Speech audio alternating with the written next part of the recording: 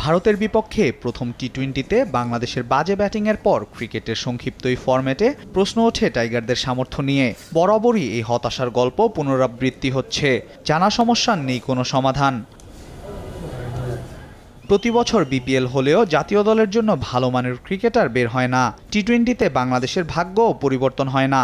Bangladesh cricket বোর্ডের সাবেক পরিচালক খন্দকার জামিল উদ্দিন মনে করে, ঘরোয়া ক্রিকেটে আলাদা টি-20 টুর্নামেন্ট আর বয়সভিত্তিক ক্রিকেটে এই ফরম্যাট যুক্ত করা প্রয়োজন।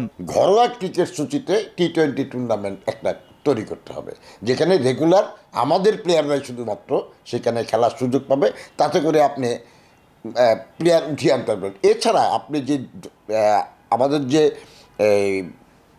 অনূর্ধ্ব-19, 17, 15 এইসব যে টুর্নামেন্টগুলো হয়, সেখানেও কিন্তু আপনি টি-20 টুর্নামেন্ট আপনাকে অন্তর্ভুক্ত করতে হবে। তাহলে কী হবে, আপনি এখন কিন্তু আমাদের 3 ফরম্যাটে ক্রিকেট খেলতে হয়, ওয়ানডে, টি-20, টেস্ট। আপনাকে কিন্তু ডিফারেন্ট ফরম্যাটের জন্য ডিফারেন্ট প্লেয়ার। আপনি ওয়ার্ল্ডের দিকে তাকিয়ে দেখেন, আপনি দেখবেন যখন টি-20 খেলতে নামে একেবারে সম্পূর্ণ নতুন স্কোয়াড, হয়তো 2-3 জন কমন প্লেয়ার থাকে, বাকিরা সবাই কিন্তু নতুন।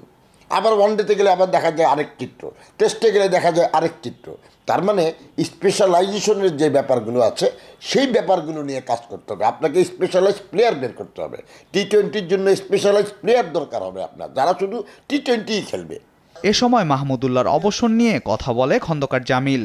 জানান, টি-20 বিশ্বকাপের পরই অবসর নেওয়া উচিত ছিল তার। তবে দেরি হলেও সরে আসায় সাধুবাদ জানিয়েছেন বিসিবি সাবেক এই পরিচালক। টি-20 ওয়ার্ল্ড কাপের পরেই তার আসলে অবসর নেওয়া উচিত ছিল। একটা বাড়তি সিরিজ হয়তো সে খেলছে, এটা না খেললেও পারতো। বাট এই যে চিন্তাভাবনাটা যে সরে যাওয়ার যে একটা ব্যাপার, যে আমাদের এখানে তো আসলে সরিয়ে না দেওয়া পর্যন্ত কেউ সরে যায় না। সুতরাং এটা একটা পজিটিভ সিদ্ধান্ত আমি বলবো, যে মাঠ থেকে বিদায় নেওয়া। আমরা জানি যে আজকে যদি মাহমুদুল্লাহ না থাকতো, তাহলে শামীম পাটোয়ারি হয়তো সেই জায়গাটায় সুযোগ পেত, ইয়াং প্লেয়ার, প্রতিভাবান প্লেয়ার। তো এরকম যারা সিনিয়র আছে, সাকিব সরে গেছে, এখন তার জায়গায় আরেকটা নতুন প্লেয়ার আসবে।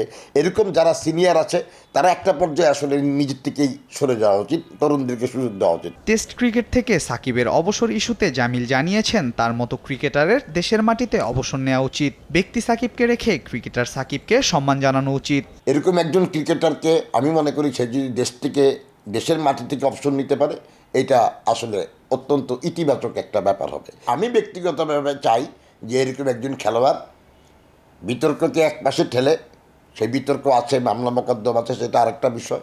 বাট খেলোয়াড় সাকিব বাংলাদেশের লিজেন্ডারি খেলোয়াড়, বাংলাদেশের সর্বকালের সেরা খেলোয়াড়।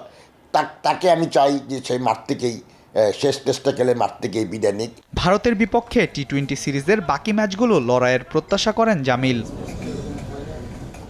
আল মাহমুদ ফাহিম, দেশ টিভি, ঢাকা।